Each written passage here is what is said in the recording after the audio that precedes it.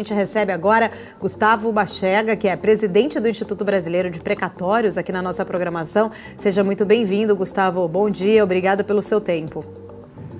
Obrigado, bom dia a todos. Bom dia. Espero poder contribuir bastante hoje.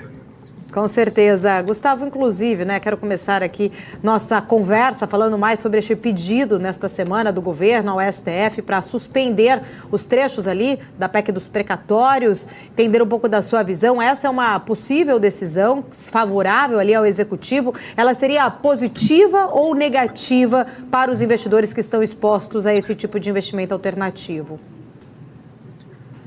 Para os investidores seria muito positiva, bastante positiva, porque a ideia seria eliminar com esse limite do pagamento de precatórios que está tendo, que a previsão é que esse limite perpetue até 2026.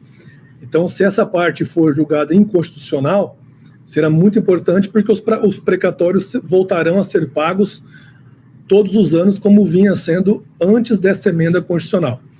Então, será muito positivo para o mercado financeiro, com toda certeza. Muitos economistas, inclusive, têm dito aí que esta proposta para os precatórios, ela beira a contabilidade criativa. Eu queria, inclusive, entender também um pouco da sua leitura, especificamente, você trouxe a visão, inclusive, para os investidores, aqui para o mercado, mas entender o que de fato, mudou aí, justamente com essa PEC dos precatórios, e o que pode mudar, caso realmente essa nova regra aí, se isso pode gerar aí, justamente, algum impacto, Isso geraria, de repente, aí um estoque impagável de precatórios, de repente? Sim, exatamente isso. Eu fiz algumas críticas antes da publicação dessas emendas constitucionais, porque estava muito previsível, que isso ia gerar um grande passivo para a União Federal, da qual ela não tinha, e também não tinha nenhuma necessidade de se criar esse tipo passivo.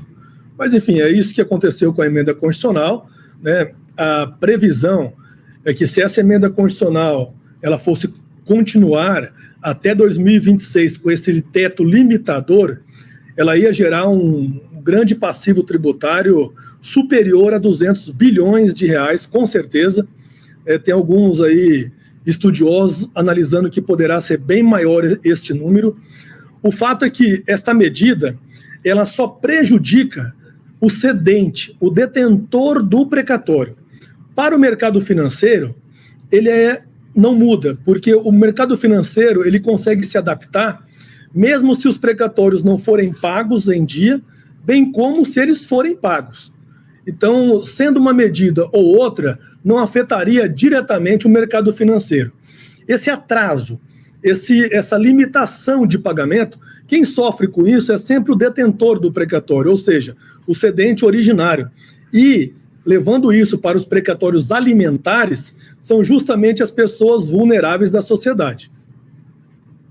Gustavo, muito bom dia para você. É Felipe Nascimento que está falando agora. Eu queria entender um pouco da visão, porque tem toda essa discussão que o governo está falando sobre alguma parte dessa questão dos precatórios ser retirada do arcabouço fiscal.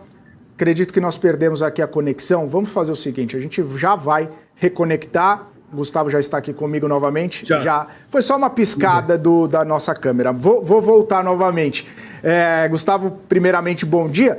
E está tendo uma discussão se seria adequado ou não retirar o limite de expansão do gasto previsto aí no arcabouço fiscal, principalmente com uma movimentação bastante grande da despesa em relação aos precatórios, que está nessa discussão. Como você vê essa situação, esse pedido aí do governo de impacto nas contas públicas e de impacto também na questão do arcabouço fiscal que foi discutido recentemente? Isso tende a ser retirado mesmo? Isso pode ficar dentro? Como que está essa sua percepção a esse respeito? Sim. Excelente pergunta. Bom dia, Felipe. Nós avaliamos da seguinte maneira. É muito importante que essa parte da emenda constitucional que trata sobre esse limitador que vai ter até 2026, ele seja mesmo julgado inconstitucional. Isso é muito importante, porque com essa medida que é inconstitucional também no nosso ponto de vista, ela gera um passivo muito grande, né, para a União Federal, e é um passivo caro, é um passivo que nós não podemos esquecer que ele é corrigido pela taxa Selic. O segundo aspecto que também prejudica muito é essa incerteza na data do pagamento, porque, incrível que pareça, essa emenda constitucional, além de limitar o pagamento até 2026, ela ainda não determinou uma data correta ou prevista para o pagamento daqueles precatórios ou daquele passivo que foi constituído. Então, essa é a primeira incongruência. Por conta de não ter uma data pré-fixada de pagamento, nós interpretamos que ela, realmente essa parte da emenda constitucional ela é inconstitucional, né, a parte dessa emenda constitucional. Agora, quanto ao arcabouço fiscal, tem que ter uma atenção muito grande com relação a isso, por conta do teto dos gastos públicos, né? Uma coisa é julgar essa emenda parcialmente constitucional, outra coisa é julgá-la totalmente constitucional. Qual que é a parte que nós também entendemos que deve ser mantida? Primeiro é que os precatórios não podem perder a característica de despesas obrigatórias.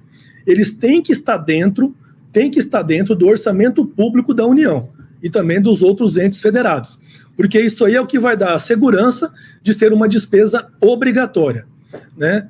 O segundo aspecto é que nessas emendas constitucionais, a 113 e a 114, elas também trazem a previsão de compensação tributária da utilização do precatório para pagar tributos vencidos, né? Ou então inscrito em dívidas ativas. Isso é muito relevante para a nossa sociedade. Isso ajuda muito tanto as empresas devedoras, né, bem como a União, porque é uma forma dela solucionar esse passivo tributário dela e é uma forma também de contribuir para a nossa economia, que está precisando desses empurrões aí que serão bastante favoráveis a todo nicho empresarial. Separar juros ali de principal, como estão sugerindo, pode criar até uma jurisprudência. Isso pode afetar, inclusive, outras despesas, receitas. Essa mudança em si na regra poderia aumentar ainda mais a insegurança jurídica e até mesmo afastar novos investidores desse tipo de ativo? Pode, infelizmente pode. Então, nós temos que tomar um cuidado muito grande com mexer na forma de correção dos precatórios, ainda mais nessa questão de separar o que é principal e o que são juros, porque os juros ele existe porque, obviamente, é uma dívida que ela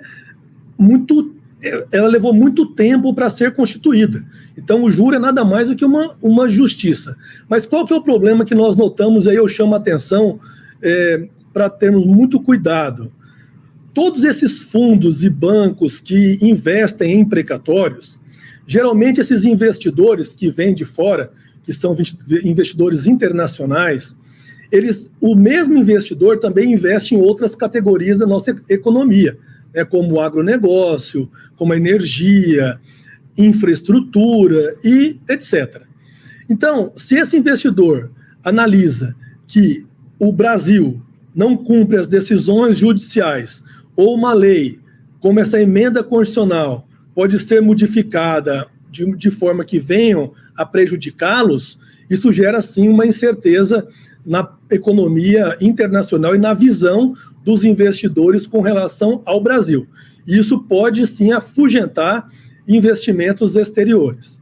Então, a nossa recomendação é para que mantenha essa forma de correção, uma vez que ela já está estabelecida, e é a forma correta mesmo, né? Porque é a mesma forma que se corrige o passivo, uma dívida tributária, por exemplo, do Brasil. Então, nada mais correto do que corrigir também um crédito, né, que a União terá que pagar para uma pessoa física, uma pessoa jurídica. Então, mas o que eu sempre comento é assim, que os precatórios hoje, eles estão tão fortes e tão estabelecidos e com tanta regulamentação legal, que mesmo essas mudanças, eles não afetam a possibilidade do precatório continuar sendo um bom investimento. Nós já vimos muitas mudanças ao decorrer desses longos 35 anos que atuamos nesse segmento, Então, nós vimos de toda forma, e sempre essas mudanças acabam, de uma forma ou de outra, beneficiando os investidores. Então, a única mensagem que eu quero deixar aqui é para que essas informações, tanto jornalísticas como políticas, né, não afetem agora ainda os investimentos, porque, com certeza, seja uma mudança ou outra, ele ainda vai ser benéfico para o setor financeiro. Inclusive, Gustavo, vou refazer aqui a minha pergunta, né? Aproveitando ainda mais essa discussão que está acontecendo agora, esse tipo de investimento, queria entender, né, para qual tipo de investidor os ativos são destinados, se são realmente boas alternativas nessa composição de portfólio. Eu fiz ali a pergunta justamente neste momento em que a Selic começa a cair no país, mas o juro futuro ainda está brigando contra. Isso aí. A gente hoje está querendo passar essa mensagem para os investimentos, né? Porque os precatórios, eles se tornaram grandes pilares dessa cesta de produto ou de portfólio de qualquer investidor, porque ele gera segurança jurídica. O que os grandes gestores, os especialistas que recomendam investimentos, eles estão recomendando? Que você tenha uma carteira balanceada, com ativos alternativos, que são basicamente os precatórios, e também com os investimentos tradicionais, que aí é todo o restante que nós conhecemos. E por que isso? Porque eles notaram que os precatórios, que são esses ativos alternativos, eles não sofrem influência de nenhum cenário, seja ele político, seja ele econômico, seja ele por influência de alguma guerra, de alguma questão exterior, por exemplo. Então, por conta disso, ele gera estabilidade na carteira de investimento. Enquanto nas tradicionais, eles têm aquele famoso gráfico, né, do mercado financeiro, que também é um grande investimento, mas também sofrem oscilações. E os precatórios não. A exemplo do que aconteceu agora, né, com essa guerra, por exemplo, que está tendo internacional, nada afetou os precatórios. Se os dólares aumentam ou diminuem, em nada afetam também os investimentos em precatórios. Se acontece alguma questão política que venha nacional ou internacional, que gera uma repercussão na economia, eles também não afetam os investimentos em precatórios. Então, o investimento em precatórios dentro de um portfólio, dentro de uma carteira de investimento, ele é fundamental para manter a estabilidade e o equilíbrio desse investimento.